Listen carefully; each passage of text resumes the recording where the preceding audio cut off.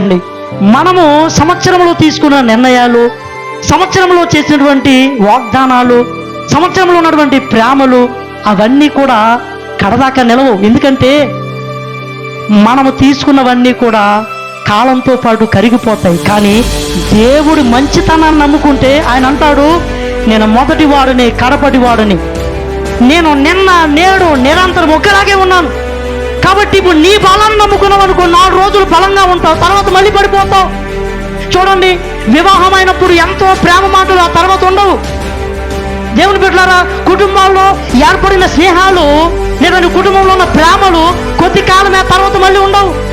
ఎందుకంటే మానవుని ప్రేమలు, మానవుని నిర్ణయాలు అన్ని తాత్కాలికం. కానీ దేవుని బిడ్డలారా, దేవుడు నిన్న నేడు నిరంతరం ఒకేలా ఉన్నాడు. కాబట్టి ఇప్పుడు మనమందరం ఏం చేయాలంటే దేవుడి యొక్క మంచితనాన్ని మనం నమ్ముకొని ఈ లోకంలో దేవుని బిడ్డలారా మన జీవితాన్ని నడిపించుకోవాలి. అప్పుడే ఈ లోకంలో దేవుని బిడ్డలారా మనమందరము కూడా మన పరిస్థితులు, మన బలహీనతలన్నీ కూడా దాటగలుగుతాము. మనము దేవుని చేత గొప్ప కార్యాలు మనము చూచేటట్టుగా దేవుని సహాయాన్ని మనం పొందుకోగలుగుతాము. హల్లెలూయా.